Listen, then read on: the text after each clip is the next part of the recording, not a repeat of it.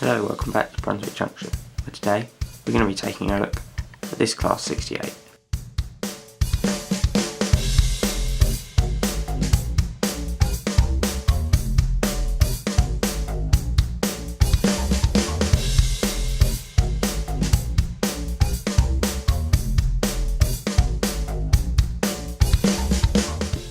So that's right, you join me looking at a train, but not a moving train. I'm starting a series of mini review type videos where I'm going to be looking at my locomotive fleet, and we're going to start off with this DRS Class 68. What with the release of the new Class 68s in Transparent Express, DRS plain blue and more liveries, I thought I'd take a look at one of the older versions that I have in my fleet. As you can see, it's numbered 68003 and the name is Astute. It's in the DRS Direct Rail Services Compass livery. Now, as I've had this model for quite a while, I don't have the box with me at the moment. It's in the loft, so I can't really do an unboxing style video, but I thought I'd just give you a quick look. This Class 68s are manufactured by Dapol, and this particular model is the product code is 4D022008D, and the DCC fitting was, if I remember correctly, relatively easy. It's just a couple of screws and you then just prise the body off, so pretty simple. As you can see in this view, the livery application is absolutely fantastic. On the Compass, DRS Compass, the map there is so well done and finely detailed. It's amazing how Dapol can apply something so well and so neatly. Sprung buffers. As you can see in this view, the decals are applied extremely well. So for instance, this Voslo, the tops number, even things down to, I have no clue what that is, but it's there, and it really makes for a fantastic looking model running around. Especially, it's so finely detailed. I can't see any problems with any of the application of anything. It's almost flawless. Sprung buffers. Moving on to the underside, again, there's a lot of detail in there with the boxes, and you can see there, they're not very clear on this camera as they're so small. It's quite far away, it's really hard to focus, but all of those are little warning signs and little stickers that they really add to the overall effect. The grills too are very well done. I believe they actually go through to something, they're not just like painted. Okay, so moving on to the front of the model, we've got very nice light up the top. All the lights are functioning. There's also a cab light. The wiper is separately fitted. The number application is very crisp, and down the bottom we've got some pipes that come pre-fitted. I have not added anything. I'm pretty sure there's a detail pack, but I'm not one for adding detail packs. So even though there is a detail pack, I think it's detailed enough already to warrant not using it. Sprung buffers. Now, the majority of the body is plastic, but it's no biggie because the chassis is so heavy anyway. So all of this along the side here is plastic, which it could be better, but it's not really a major flaw. If I was to pick out one problem, it's the coupling. It hangs so extremely low. I had to cut some off, and even now it's not the best for coupling to other wagons. Even before I cut it off, it even caught on the points, so it kind of the coupling like flicked up and uncoupled from the wagon or coaches that it was hauling, invariably the nuclear flask wagon on my layout. But other than that, it's an almost flawless model. Now this review isn't biased at all, but I may be slightly swayed by the fact that I absolutely adore Class 68s. They're my favourite mainline loco at the moment, at least, and I think they look fantastic and they sound fantastic. Unfortunately, I haven't got sound in this model. I would like it, but budget restraints. These models cost £131.71 through Hatton's, the new batch, and I'm pretty sure that's what I paid for this one as well. So it's a lot of money, but Sprung Buffers, it's a fantastic model for that money. That's £131.71 new, analog, but if you want it DCC sound fitted, I think it's nearer the 220-ish pound mark, I think. So if we cue the lights, you can see that there is a cab light, front lights, and that halo light at the top. It is directional lighting, so now the cab light and the halo light is on at the other end. But here's an idea of how smoothly it runs. This is 28 speed steps on my Gauge Master Prodigy, and this is on speed step 1.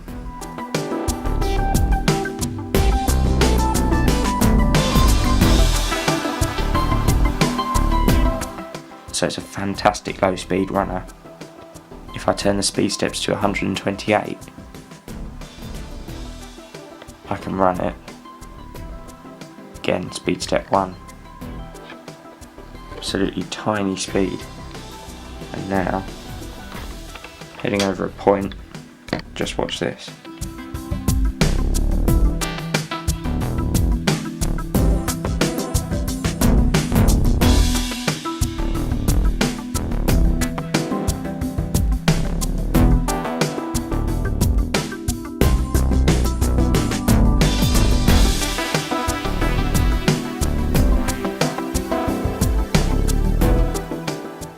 Bearing in mind I have DCC fitted this, but this is an absolutely fantastic, flawless runner.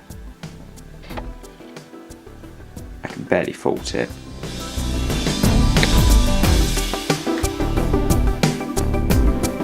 Sprung buffers. Also we have the ultimate test for any loco, the gradient on Brunswick Junction.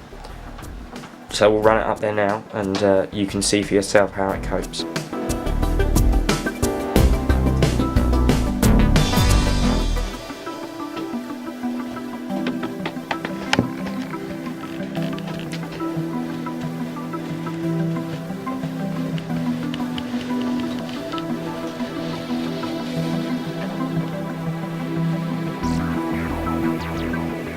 Here we have a mega rake behind the Class 68. We've got 1, 2, 3, 4, 5, 6, 7, 8, 9, 10, 11, 12, 13, 14, 15.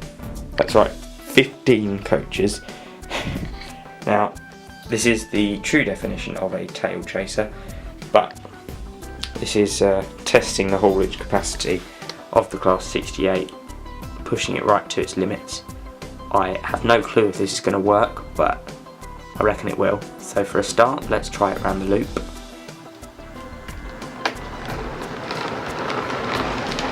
Look at that, no hesitation whatsoever.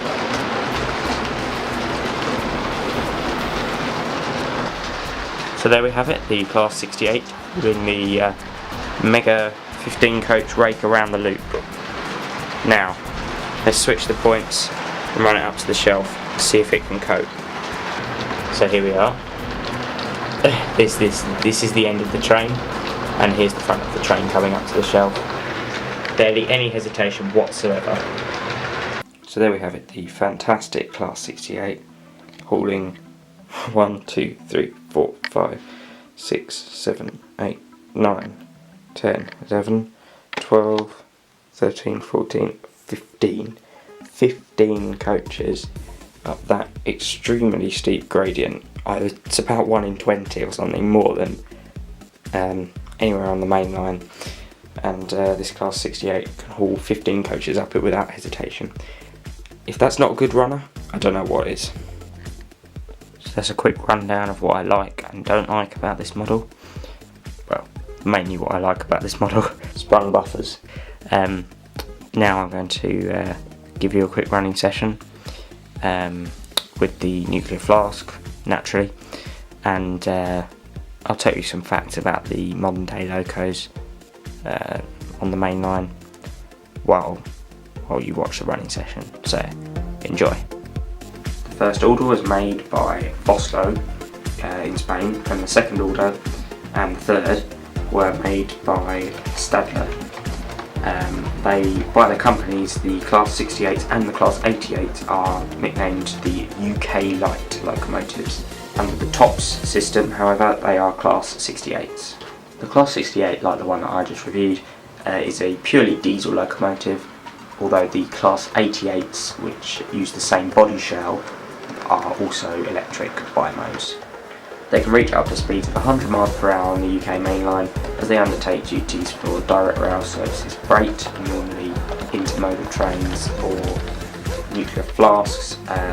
They are also hired out to Chiltern Railways for the passenger services up the main line to Birmingham and Oxford, and ScotRail hire a couple for the Fife Circle services. Recently, Transparent Express have taken an order for a couple, and they are subleased from Beacon Rail to DRS, and then DRS leased them out to the operating companies, namely Chiltern, ScotRail and Transparent. The new liveries produced by Dapol are the DRS plain blue. You've got another version of the DRS Compass, which is the one I've got, and also a Transparent Express, which doesn't have the yellow front. So that's it. It's a very interesting livery, and who knows, I may get one on the layout sometime. So there we have it, the Class 68 mini running session, just to show you how nice it looks on my layout. Now on to the star ratings. I'm going to give stars up to 5 stars for 4 categories: detail, performance, quality and value.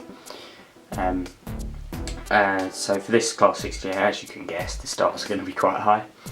For detail, I would give it a 5 out of 5. It's not missing any detail that it could be on there. Performance, I'm going to give that a 4.5, merely because the coupling is not the best. The performance itself is good, very good, excellent, flawless. But in terms of performance, I'm going to give it a 4.5 out of 5, because although the performance of the loco itself is fantastic, flawless, unfortunately the coupling doesn't like connecting with other pieces of rolling stock. So it's not, unfortunately, you can run it on its own brilliantly, but with other stuff it takes quite a while to adapt.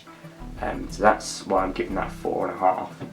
Quality, it has to be a 5, because it's just such a fantastic model. The weight to it is amazing.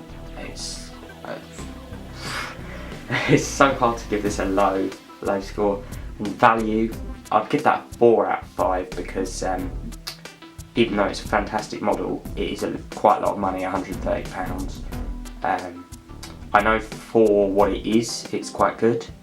It's kind of about the right price range, but I think that model prices are too high, really. So giving that a 4 out of 5. The likelihood of me giving a 5 out of 5 for value is probably quite slim on any model. But that's 5 for detail, 4.5 for performance, 5 for quality and 4 for value. So that equates to 18.5 out of 20. Overall, I'm going to give them a score out of 10. So that's 9.25, 9.25 out of 10 for the Class 68. That is a very, very high star. I'm going with Sam's Trains on you here. I'm going to put in a little leaderboard. Obviously this is first at the moment, as it's the first thing I've reviewed, but it's going to be hard to beat, I think. It's such a fantastic model. So there we have it, the fantastic Dapol Class 68. for my first episode of Up Close. Hope you enjoyed it. Thanks for watching. Please like and subscribe, and I'll see you in the next instalment of Up Close very soon here at Brunswick Junction. Bye. 1, 2, 3, 4, 5, 6, 7, 8.